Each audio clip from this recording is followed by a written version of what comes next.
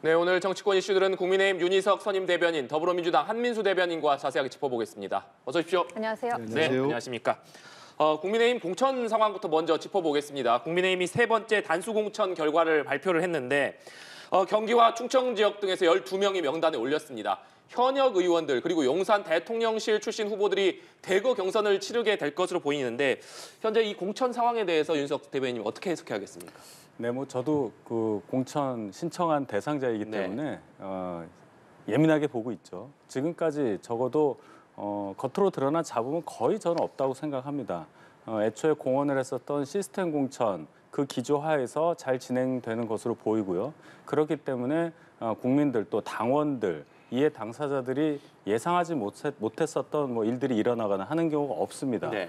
그리고 현격한 차이가 나서 단수 공천을 주는 경우에도 거의 보면은 문제가 없어요. 다 승복을 하는 분위기고 그리고 그렇게 차이가 안 날 경우에는 원칙적으로 경선으로 간다. 네. 그래서 방금 전에도 경선 지역과 경선 대상자들을 선정하지 않았습니까? 예. 그런 차원에서 본다면 이 기조대로 공천 작업이 계속 이루어진다면 이번 저희 당의 공천은 큰 무리 없이 이루어져서 총선 승리의 기틀을 마련할 수 있지 않을까 이렇게 기대해 봅니다. 네, 상당히 국민의힘에서 이번에 처음으로 시스템 공천을 도입했다는 점을 좀 강조하고 있는데 그 결과로서 좀 잡음이 나지 않는 것으로 보인다. 윤희석 대변인의 해석인데 한민수 대변인님께서는 국민의힘 상황입니다만 좀 어떻게 보고 계십니까? 제3자가 보는 게 더 정확할 수 있을 겁니다. 그리고 윤 대변인이 지금 이제 경선 이번에 후보로 또 선정까지 돼서 축하드립니다. 그래서 준비를 하실 텐데, 근데 지금까지 난 것 중에는 뭐 다수가 잡음이 난 건 아니지만 또 일부는 좀 있습니다. 가령 이제 송파 같은 경우는 거의 지금까지는 현역 의원인 김웅 의원이 이번에 그 단수가 공천 확정됐잖아요. 본인이 불출마 선언했고 하니까 짜고 치는 고스톱이라는 표현까지 있었고 이번 발표되니까 또 개혁신당 이준석 대표는 뭐 김건희 라인, 한동훈 라인, 윤핵관 라인 하면서 이 상당히 부정적 평가를 하기도 했습니다. 또 어제 발표됐나요? 그 원희룡 국토부 장관, 전 국토부 장관이 개항을 해 이제 단수 공천이 되니까 지금까지 그 지역에서 활동해왔던 후보가 상당히 지금 반발을 하고 있습니다. 여러 가지가 있는데 제가 볼 때는 지금 이거는 시작에 불과하다. 사실 이거는 뭐 아직 수능으로 비교하면은 이른바 쉬운 문제만 푼 거예요. 지금 킬러 문항들, 준 킬러 문항들이 많이 남아 있습니다. 그거는 좀 이따가도 말씀 나누겠습니다만은 국민의힘의 가장 의원들도 많고 양지라고 할 수 있는 TK와 PK 공천이 거의 이루어지지 않았거든요. 그래서 그 지역 지금 뭐 재배치를 경남 쪽에서는 하고 있습니다만은 거기에 누가 공천을 받을지 벌써부터 많은 말들이 나오지 않습니까? 그래서 실제 국민의힘의 공천 갈등이랄까 뭐 내용은 시작도 안 됐다 이렇게 보는 게 아마 맞을 겁니다. 예. 자, 지금까지 대통령실 참모 출신이 단수 공천을 받은 게 딱 한 명, 전희경 전 정무비서관입니다. 의정부 갑에 단수 공천이 됐는데 그런데 이제 대통령실 출신 신청자 38명 중에 17명이 영남권 몰린 상황이거든요. 영남권 공천 결과도 지금같이 이런 대통령실 출신 인사들이 경선을 치르는 이런 기조가 이어질 거라고 보십니까? 네, 저는 뭐 영남권이라고 해서 지금까지의 저희 당 공천 기조가 크게 달라질 이유는 전혀 없다고 생각합니다. 오히려 경남 지역 같은 경우는 중진 의원들이 본인의 지역구 출마를 양보하고 저희 당의 불리한 지역으로 옮기는 그런 용단까지 내리지 않았습니까? 이런 분위기 굉장히 좋은 분위기예요. 역대 이런 경우가 있었을까 싶은데 지난 총선과 비교해 봐도 지금 저희 공천 분위기가 굉장히 좋다. 그렇기 때문에 아무리 뭐 대통령실 출신이라든지 뭐 내각 출신이라고 하더라도 이기는 공천을 위한 경쟁력 확보 차원에서 경쟁력 있는 그 기준에 따라서만 공천 작업이 진행될 것이다. 그렇다면 뭐 TK, PK 다 합쳐져서 한다 하더라도 이런 기조는 바뀔 리가 없다. 그래서 지금 말씀하신 대로 어떤 용산 출신이 몇 명이다 하는 것이 큰 의미가 없을 가능성이 크다고 저는 봅니다. 예, 영남에서도 이런 대통령실 출신 그런 참모들에 대한 기조가 이어질 거다 이렇게 말씀해 주셨는데 영남권이 앞서 관건이 될 거다 말씀해 주셨잖아요. 어떻게 예상하십니까? 일단 벌써 이제 공천 작업에 상당히 그 권한을 갖고 계시는 그 사무총장 장동영 사무총장이 그 하위 30%가 영남권 의원들이 가장 많을 거다 이런 말씀을 한 걸로 제가 보도를 봤습니다. 예. 물론 뭐 지금 국민의힘 의원 구성 비가 영남 쪽에 많기 때문에 그렇게 볼 수도 있을 겁니다. 하지만 이제 하위 30%라고 하면은 이제 상당한 불이익을 볼 거고 경선에서 페널티를 입을 텐데 이분들이 몰려 있다고 하면은 그 말 그대로 이게 모두 수긍을 하거나 시스템이라고 하는 것들이 제대로 이루어진다면 모르겠습니다. 근데 저는 이제 국민의힘의 시스템 공천이라는 게 공관위원장은 계속 그걸 강조하고 계십니다만은 공관위원장이 이제 국민의힘 보수정당 처음으로 시스템 공천을 도입했다고 했는데 바로 다음 날 무슨 일이 벌어졌냐면 우리 다 기억하지 않습니까?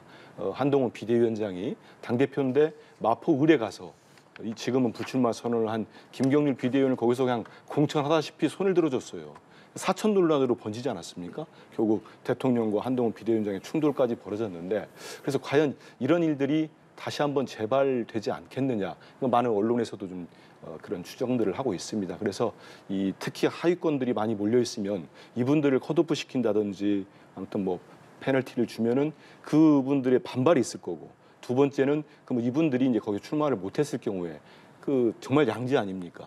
그 지역에 어떤 분들이 갈지를 봐야 될 겁니다. 그래서 아까 말씀한 대로 대통령실 출신들이나 장차관들이 몰려 있다고 하면은 이분들이 어떤 상당한 뭐 이득을 보는 이렇게 공천을 받게 된다고 하면은 그 지역에서도 의원들이 반발할 거고 지지층에서도 상당히 분란이 생기지 않을까 이런 생각을 해봅니다.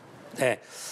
그리고 조금 전에 정영환 공관위원장이 직접 22개 선거구의 국민의힘 경선 지역을 발표를 했는데 그중에서 주목되는 곳 중에 하나가 서울 양천 갑인 것 같습니다. 구자룡 비대위원이 여기에 출사표를 던졌는데 사실 국민의힘 한동훈 비대위원회가 꾸려진 이후에 구자룡 비대위원이 영입이 됐고 그렇기 때문에 구자룡 비대위원의 어느 지역에 나설 것이냐 양천갑에 나서게 됐는데 여기서 구자룡 의원이 정미경 전 의원 그리고 조수진 의원과 3자 경선을 치르게 됐어요. 비대위원이라고 할지라도 이 경선을 치르게 된 것 이 부분은 좀 어떤 의미라고 해석해야겠습니까? 그렇기 때문에 저희가 경선 룰에 의거한 시스템 공천을 하고 있다. 이 말씀을 제가 자신 있게 드리는 겁니다.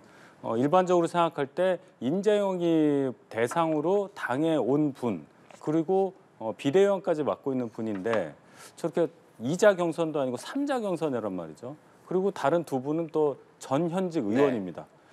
이렇게 경선 이 경쟁이 가장 치열한 지역에 경선을 하게끔 했다. 이 자체로도 보면 정영 위원장 말씀하신 대로 어떠한 특혜도 없다. 무조건 이기는 경선. 그 지역에서 누가 가장 당선될 가능성이 높느냐.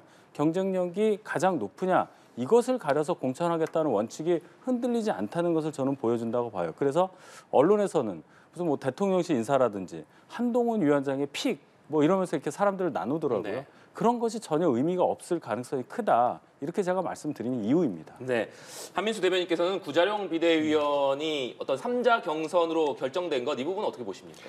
저는 일단 영입된 분이 네. 경선을 자청을 한 걸 제가 기사에서 봤거든요. 그 점에 대해서는 좀 평가를 합니다. 다만 이제 구자룡 비대위원이 그동안 이제 젊은 변호사 아닙니까?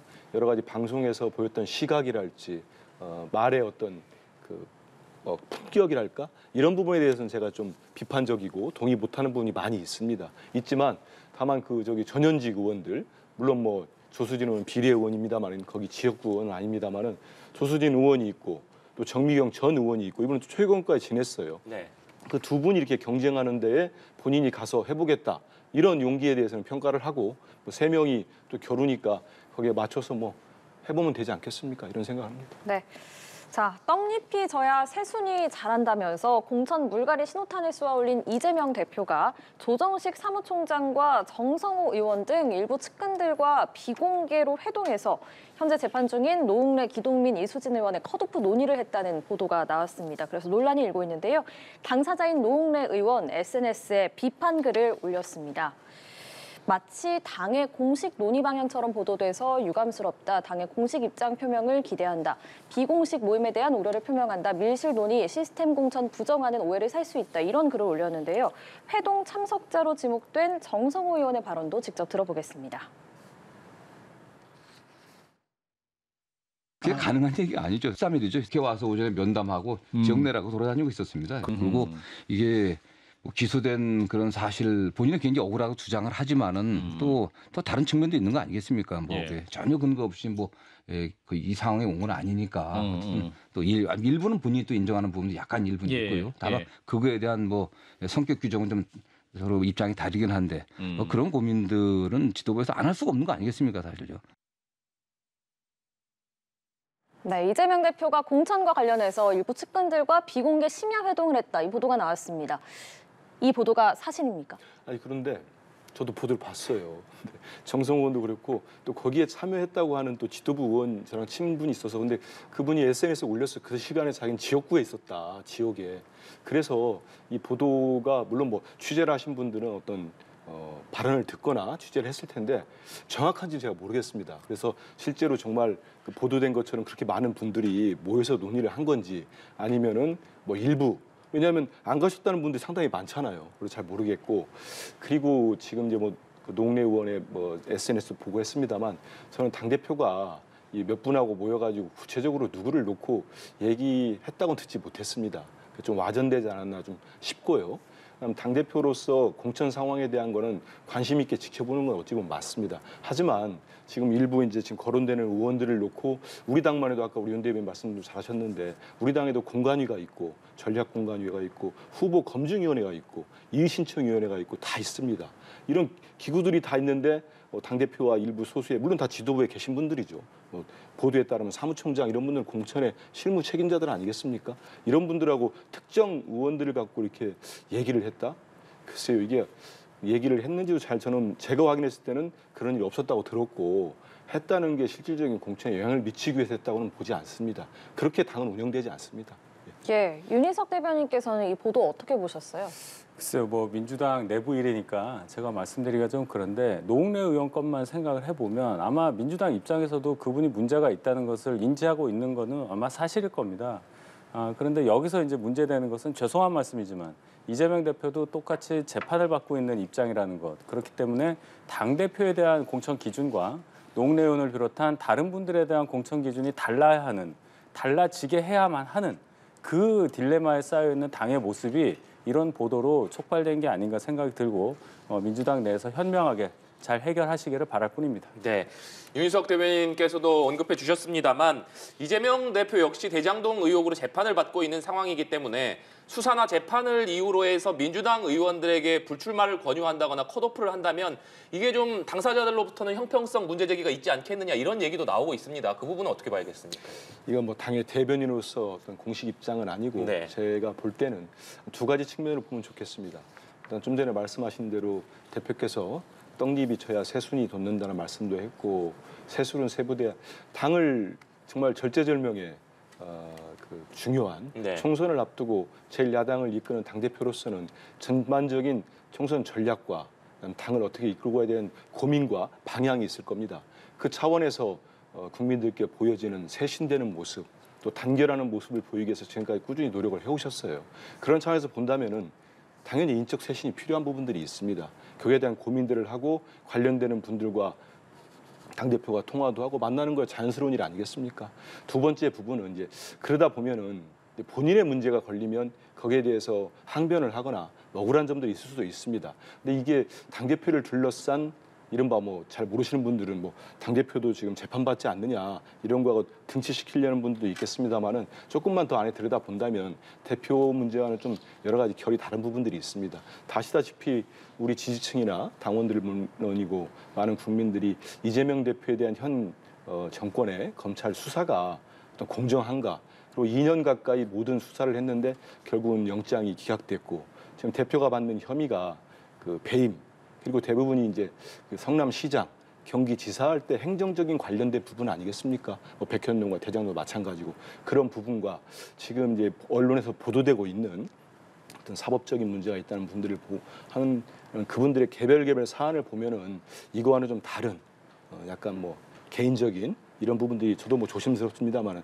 그런 차원이 있기 때문에 조금 나눠서 보면은 이렇게 대표도 그러니까 이런 거 아니냐 이렇게 그 공격하기에는 다른 부분이 있는 것 같습니다. 네, 지금 재판을 받고 있는 의원들과 이재명 대표는 좀 결이 다른 부분이 있다 이런 말씀이신데 국민의힘에서는 이 부분을 좀 비판적으로 보는 것 같더라고요. 뭐 저희야 비판적으로 네. 볼 수밖에 없죠. 민주당에서 얘기하는 것이 검찰에서 기소돼서 재판이 진행 중이다 하더라도 정치 탄압 성격이 있는 기소라면은 그것은 결격 사유가 될 수 없고 그렇지 않은 순수한 정말 기소라면은 그것은 인정이 돼서 뭐 컷오프하겠다 이런 얘기인데 그것을 어떻게 구별할 수 있을지 그런 지혜를 가지고 있을지 모르겠습니다.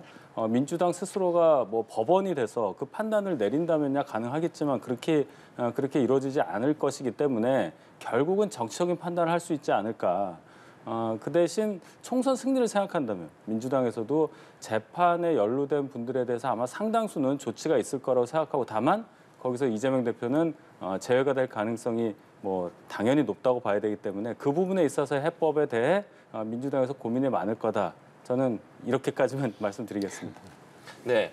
그리고 이재명 대표가 전당대회 돈봉투 수수 의혹에 휩싸인 의원들에게 직접 전화를 건 것으로 좀 알려지고 있습니다. 실제로 이재명 대표가 좀 전화를 돌리고 있는 건지, 그리고 이재명 대표가 실제로 전화를 돌린다면 이건 어떤 좀 배경이 있어서 전화를 돌리는 건지 그 부분도 좀 설명해 주시면 좋을 것 같네요. 제가 대표를 근접한 거리에서 네. 당 대변 활동하여 모시지만은 대표가 일일이 전화하는 장소에 있지는 않습니다. 그렇기 때문에 실제 전화를 했는지 저는 모르겠어요. 근데 보도를 보면은 저는 뭐 상당히 맞을 수도 있겠다고 생각합니다. 당대표로서 지금 공천 작업이 진행되고 있고 공관위에서 독립적으로 활동을 하지만 당 전반적으로 총선 전략을 이끌 때는 어떤 부분들을 확인할 필요는 있다고 네. 봐요.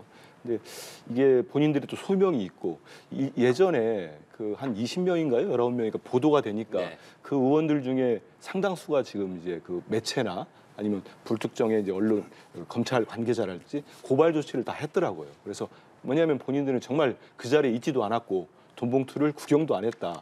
그렇게 하면 고발을 했기 때문에 그렇게 보도된 부분들에서 당 입장에서는 확인할 필요가 있다고 봅니다. 그리고 저희들 뭐 지도부에서도 몇 분들이 얘기했지만은 확인했는데 지금 재판이나 검찰 수사 이루어지는 것처럼 정말로 명확하게 거기에서 입증이 된다고 하면은 거기에 따라서 공천에 있어서 불이익이랄지 어떤 컷오프랄지 이런 것들도 해당될 수 있다고 봅니다. 네, 이재명 대표가 지금 돈봉투 수수 의혹에 연루된 의원들에게 좀 전화를 돌리고 있는 부분, 지금 그런 보도들이 나오고 있는데 그 부분에 대해서 윤석 대변인께서는 어떻게 보십니까? 그것도 처음에 그 돈봉투 수수 의혹이 있을 때 송영길 대표 처음에 귀국해서 얘기할 때만 해도 민주당에서 송영길 대표 선에서 뭔가 선을 자른 듯한 느낌이 들었어요. 그래서 현역 의원들 대해서 대부분 그런 사실이 없다고 했다가 두 분이 재판에 넘겨졌고 한 분은 구속이 돼 있고 한 분은 이번에 공천이 아예 안 되지 않았습니까? 또 이런 과정. 아예 또 다른 한 분은 다른 건으로 국회의원직을 잃었어요. 이런 이제 사태가 벌어지니 점점점 이제 사실관계가 확인되는 과정이기 때문에 민주당에서도 조치를 취할 수밖에 없다. 그것은 뭐 당연한 얘기긴 한데 제가 계속 조금 말을 제가 좀 앞서서 하지는 않는데 한 말씀만 드리면 이재명 대표가 가지고 있는 사법 리스크와 그럼 이게 뭐가 다르냐 하는 의문을 민주당 지지자들과 당원들도 분명 할 겁니다. 거기에 대해서 명확하게 선을 그을 수 있는 그런 해법을 가지고 있느냐, 저는 그건 없다고 보거든요. 따라서 이재명 대표 본인이 전화를 돌리면서도 뭐 돌렸는지 안 돌렸는지 모르지만 돌렸다고 봤을 때 그 과정에서 전화 받는 분이 어떻게 받아들일까? 또 그것이 외부에서는 아니 전화 돌릴 사람과 전화 받을 사람이 구별이 되느냐? 뭐 이런 부분에 대한 문제의식에 대해서도 민주당은 고민을 많이 해야 된다. 저는 이렇게 봅니다. 근데 이 점은 하나 말씀드릴 필요가 있을 것 같아요. 왜냐하면 이른바 이제 그 돈봉투 전당대회에 있었던 문제가 불거진 게 지난해 4월로 그 전에도 뭐 보도는 됐습니다만 송영길 전 대표가 이제 본격적으로 거론된 게 지난해 4월이었습니다. 그리고 지금 벌써 1년 가까이 되지 않습니까? 그 사이에 송영길 전 대표는 여러 차례 나를 먼저 수사해달라고 가기도 했었고, 그리고 20명이네 뭐 10몇 명이네 계속 얘기가 언론에 네. 검찰발 기사가 나왔는데 이분들에 대한 수사가 지금도 이루어지지가 않고 있어요.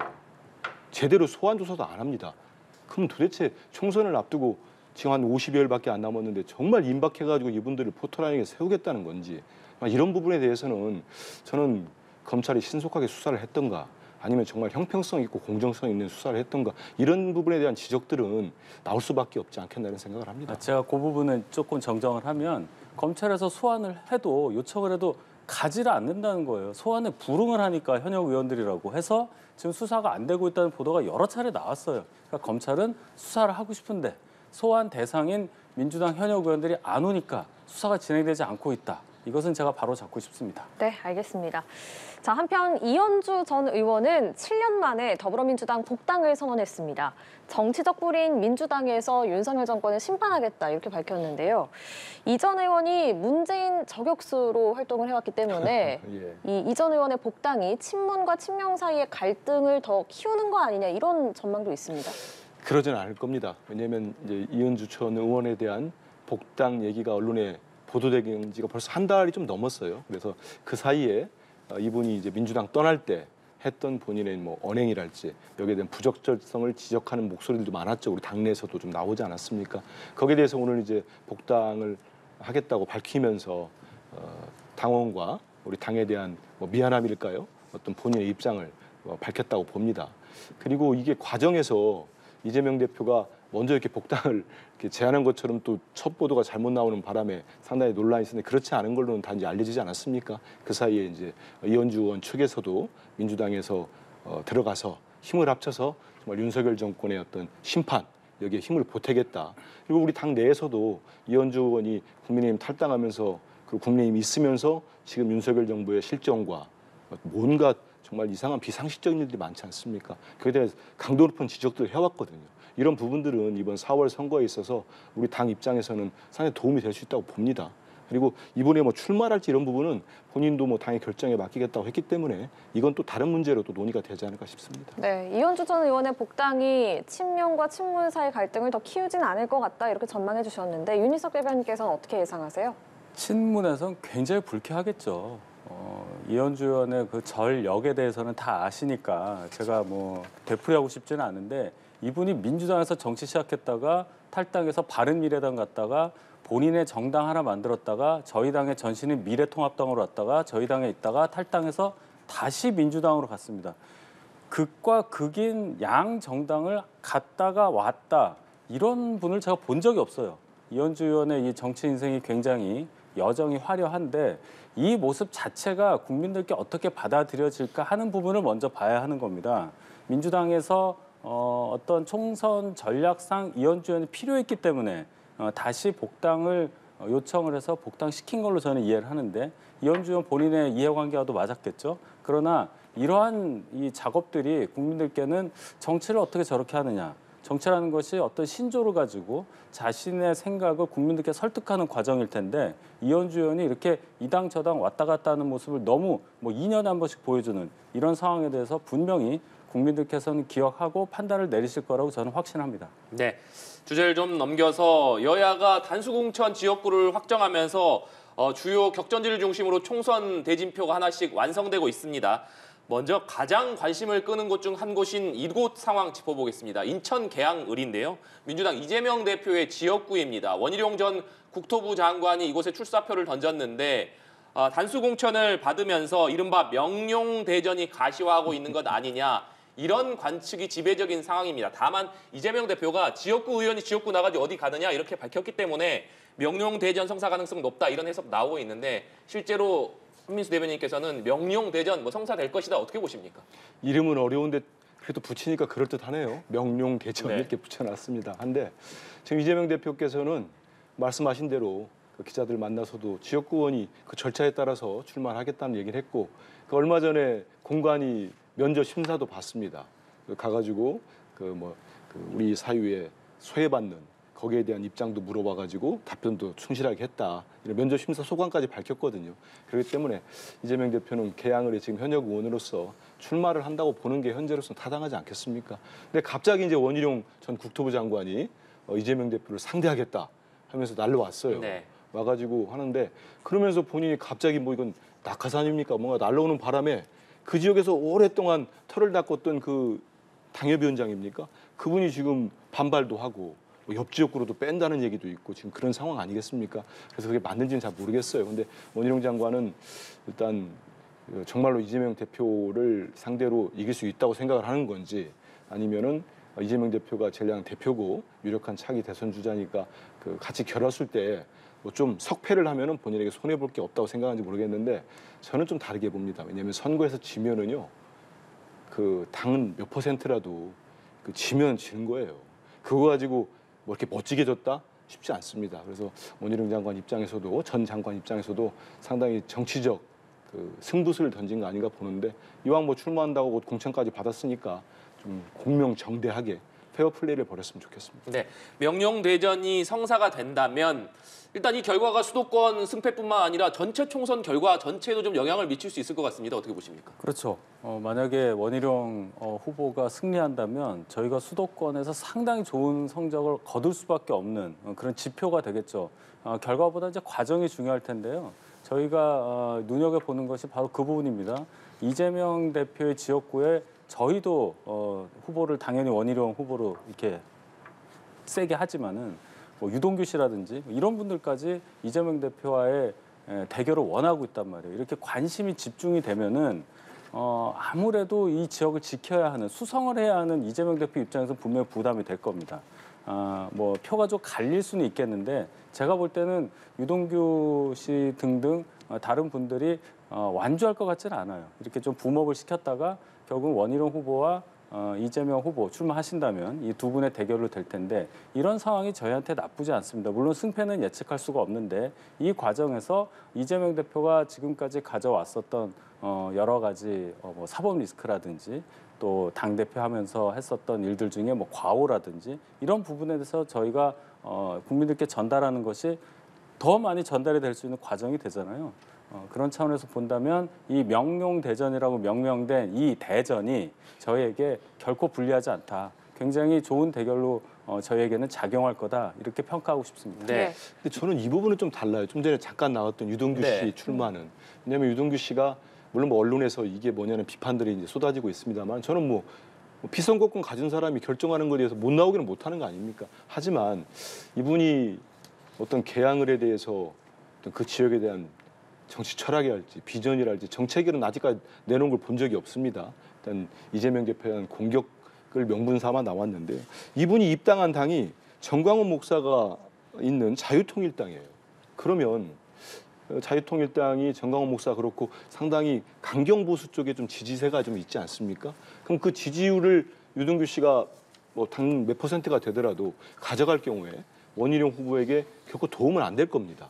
그렇지 않아도 지금 후발주자고 지지율이 떨어져 있는데 그러다가 나중에 정말 이분이 중도에 포기를 하면서 예를 들어서 만약입니다만은 포기하면서 자유통일당이 지금 국민의힘과 후보 단일화를 한다든지 아니면 양보를 한다든지 그럴 경우에 지금까지 국민의힘 입장이 그거 아닙니까? 저기 정광훈 목사하고는 확실히 선을 그었다 이런 입장이었거든요.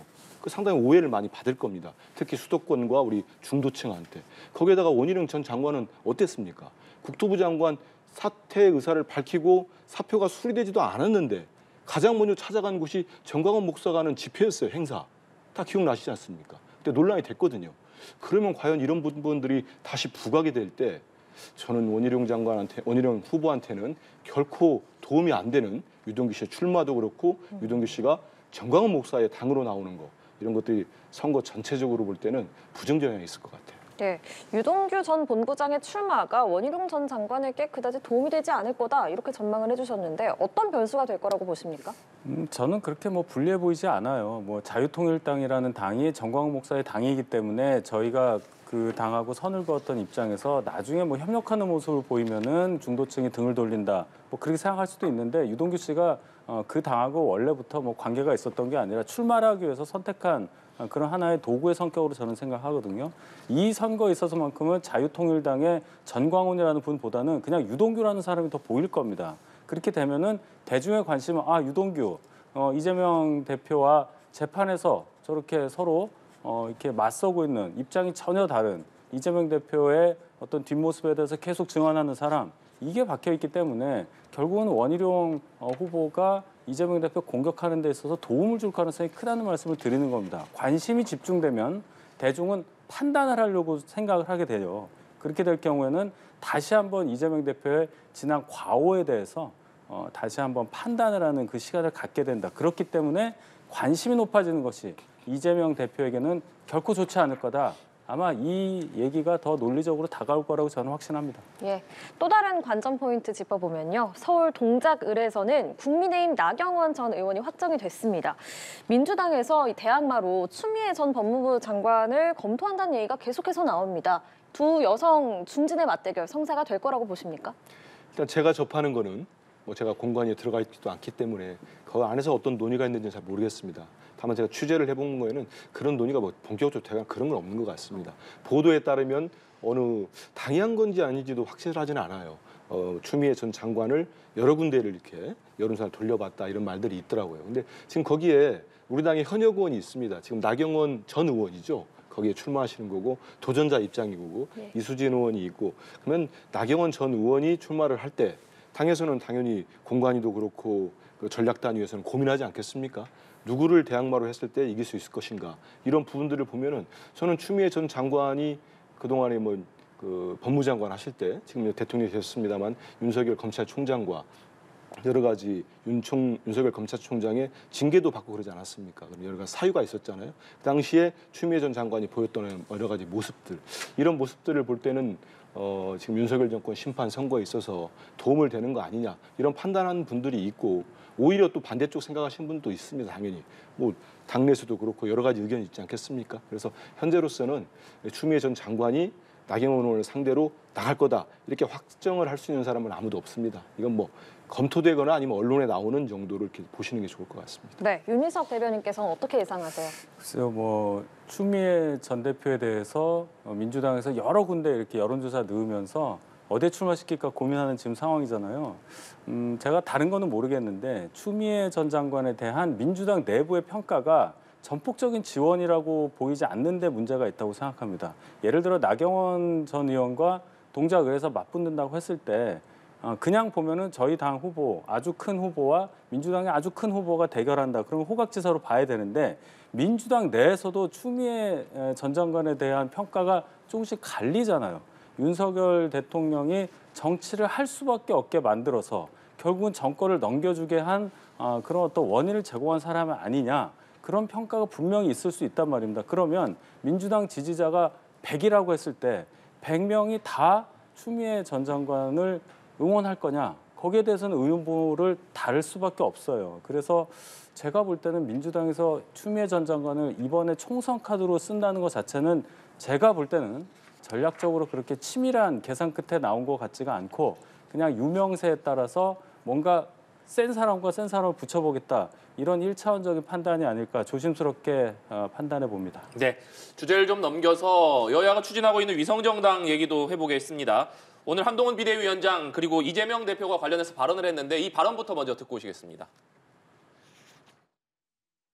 조국 같은 사람이 국회의원이 될 수 있는 제도인 거예요. 그리고 창원 간첩단에 관련된 단체가 국회의원이 되겠다고 나설 수 있는 제도인 거예요. 민주당과 달리 우리는 우리 당의 이름으로 참아내지 못하는 사람들을 뒷구멍으로 내세우는 도구로 쓰지 않을 거예요. 이 당의 대표는 저잖아요. 우리 국민들의 생각을 그대로 반영할 수 있는 그런 도구로서의 정당을 구성하겠다. 선거 관련 비례 제도를 두고 계속 야당을 비난합니다. 자신들이 100% 이 제도를 잠탈하는 위성정당을 먼저 만들어 놓고 어떻게 그래도 제도의 취지를 살리겠다고 연합비례정당을 만들고 있는 야당을 비난할 수 있습니까? 지금 정부 여당의 행태가 딱 벽반하장, 후한무치 그 자체입니다. 네, 한동훈 비대위원장 준연동형 제도가 창원 간첩단에 관련된 단체가 의원 되겠다고 나설 수 있는 제도다 이렇게 강하게 비판했는데 이 부분과 이재명 대표는 오히려 정부 여당 행태가 적반하장이고 후한무치다 이렇게 비판을 했는데 한동훈 비대위원장 그리고 이재명 대표의 발언 어떻게 들으셨습니까? 일단 한동훈 비대위원장의 얘기는 그거죠. 이 비례연합정당이라는 것을 만들므로써 지금 말씀드린 어떤 간첩 사건과 연루된 그런 사람까지도 국회에 들어갈 수 있는 틈이 벌어졌다는 거예요. 만약에 연동형 비례대표제가 아니고 병립형이었다면 민주당 자체 선관위에서 공관위에서 후보를 뽑아야 하기 때문에 아무리 뽑고 싶어도 그런 사람을 넣을 수가 없었을 거다. 그런데 비례연합정당을 만들다 보니까 아주 소수의 어떤 단체들까지 넣어줘야 하는 입장이기 때문에 그런 사람들까지 들어오는 거 아니냐. 그래서 이 제도가 잘못된 거다라고 얘기를 하는 거고 이재명 대표는 아니 정부 여당 국민의힘에서 먼저 위성정당을 만들어 놓고 왜 그러냐라고 말씀하시는데 거꾸로 된 얘기죠. 이 제도, 준연동형 비례대표제를 먼저 만든 당이 누구고 지금도 그것을 고수하겠다 하는 당이 누구냐를 생각해야 됩니다. 이재명 대표가 홀로 고독한 결단을 내려서 준연동형제 이제는 안 되고 병립형으로 일단 가야 되겠다고 결단을 내렸으면 이런 일이 없었을 텐데 본인의 결단으로 준연동형 비례대표제, 국민들은 어떻게 계산이 되는지도 모르는 이런 이상한 제도를 계속 고수하게 한 장본인이 어떻게 저희한테 저렇게 비난을 할 수 있는지 저는 도저히 이해할 수가 없습니다. 네, 한민수 대변인. 그런데 우선 보면은 그 한동훈 비대위원장이 비대위원장을 맡을 때 5천만의 언어를 쓰겠다, 여의도 사투리를 안 쓰겠다. 근데 저는 지금 말을 하시는 계속적으로 특히 지난번에 그 대통령과의 충돌 이후에 관전가요 대통령실에 가서 식사한 이후로는 완전히 그 야당과 야당 대표를 공격하는데 그것도 아주 험한 말로 공격하는데 모든 에너지를 다 쓰고 있어요. 전 집권당 대표로서 이제는 좀 제대로 좀 돌아와 주기를 정신 좀 차리고 말씀도 해줬으면 좋겠다는 얘기 듣고 이 얘기 들어보십시오. 지금 20, 30대들이 그런다는 거예요. 자꾸 운동권 정상론 얘기하니까 우리는 운동권을 본 적이 없다 대학 다니면서. 그거 못 키겠습니까? 근데 지금 뭐 간첩단 얘기를 해요. 저 이거 공안검사적 시각 아닙니까?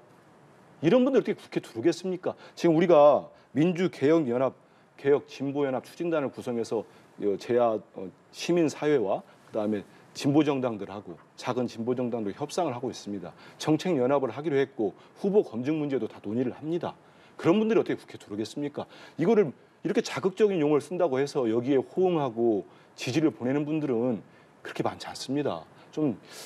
이 집권당 대표가 너무 검사적 시각으로 본다는 생각이 들고 지금 이재명 대표가 말씀하신 후한무치와를 적반하는 태도는 저 정적으로 동의합니다. 왜냐하면 이재명 대표 최근에 준연동형제 결정할 때 대국민 사과를 했고 지금까지 10차례가 넘는 사과를 했습니다. 그거는 불가피하게 준연동형제를 택할 수밖에 없다. 유지할 수밖에 없다.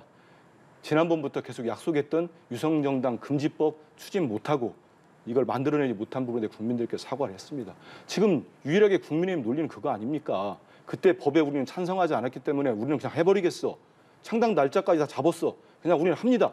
그러면 본인들이 찬성하지 않은 법은 지키지 않아도 됩니까? 그게 민주국가에서 가능한 겁니까? 최소한의 여러 가지 잘못된 부분에 대해서는 본인들도 반성을 하거나 입장을 밝혀야죠. 그냥 모든 게 떳떳하다고 나가니까 이게 후한무치하고 적반하장이라는 비판을 받는 겁니다. 그래서 지금이라도 이제 제도가 되면은 여야가 정개특위도 그렇고 협상할 거 아닙니까? 그걸 성실하게 협상을 하면 되지. 계속적으로 이 연동형제에 대해서 준연동형제에 대해서 민주당 공격에 너무 많은 할애를 하고 있어요. 이런 부분에 대한 지적을 하는 겁니다. 예, 장동혁 사무총장이 국민의힘의 현역 의원 어떻게 배치할지 등 문제가 남아있다 이렇게 얘기를 하면서 소위 의원 꺼주기를 공개적으로 언급을 했습니다. 민주당 김영진 당대표 정무조정실장은 국민의힘이 의원 꺼주기 방식을 한다면 민주당도 상응하는 대응을 하겠다 이렇게 말을 했는데요. 상응하는 대응이 무엇입니까? 제가 김영진 실장의 얘기를 직접 듣지는 못했습니다. 아마 방송 가서 한 건지 모르겠는데 이런 게 지도부나 우리 당내에서 논의된 적은 없습니다. 근데 지금 장동혁 사무총장의 말씀과 우리 김영진 실장의 말씀을 추론해 보면은 일전에 이제 우리가 21대 국회 때도 여야 모두 국민들께 참 민망합니다만 유성정당을 만들지 않았습니까? 그때 만들 때 보면은 이제 기호 문제가 있고 그런 문제가 있습니다. 실제 투표용지에서 이제 정당들이 많다 보면은 밑에 가는 것보다 위에 가는 게 국민들로부터 선택받을 확률이 높기 때문에 이런 부분에 있어서 의원들 특히 이제 불출마를 하셨다거나 불출마 선언을 했다거나 이런 의원들이 우리로 따지면 이제 통합 비례정당이겠죠. 그쪽 정당으로 옮겨서 가는 부분들 이런 얘기를 하지 않았을까? 저는 추론을 하는데요. 좀 더 이게 구체적으로 나오려면 좀 시간이 걸리지 않을까 싶습니다. 예, 국민의힘이 의원 꺼주기를 하면 우리도 하겠다 이런 게 민주당의 입장인데 어떻게 보셨습니까? 그건 그럴 수밖에 없을 거예요. 민주당이 먼저 만들었어도 저희도 그렇게 했을 거고 문제는 이 선거법 아까 왜 법을 지키라고 하셨는데 무슨 말씀인지 모르겠어요. 이건 제도인데 게임의 룰이잖아요. 게임의 룰은 강자와 약자가 있다 하더라도 둘이 합의해서 만드는 거잖아요. 가위바위보를 하더라도 세 판으로 할지 한 판으로 할지 이걸 정해놓고 하는 겁니다. 근데 저희가 동의하지 않는 이 선거법, 이 선거 제도에 대해서 그냥 이렇게 넘어가는 거잖아요. 그러면 이렇게 힘으로 룰을 만들어 놓은 상태에서 저희 입장에서 어떻게 해야 되겠습니까? 이 룰에 가장 충실한 방법을 찾아야 되는 거예요. 그 과정에 대한 비난을 이재명 대표가 하시니까 저희가 그것은 맞지 않다라고 얘기를 하는 거고 그 과정을 실행하는 과정에서 의원 꿔주기라는 국민들께 다소 불편해 보일 수 있는 방법을 써서 뭔가 의석수를 늘릴 수 있는 방법으로 간다는 것 자체에 대해서는 이 제도 탓을 할 수밖에 없다. 다만 그것이 다음번에는 다시 이루어지지 않도록 저희가 꼭 다수당이 돼서 이 선거 제도에 대해서는 꼭 국민들께서 납득하실 수 있는 제도로 바꾸겠다. 이런 말씀을 꼭 드립니다. 네, 알겠습니다. 지금까지 국민의힘 윤희석 선임대변인, 더불어민주당 한민수 대변인과 함께했습니다. 고맙습니다. 예, 감사합니다.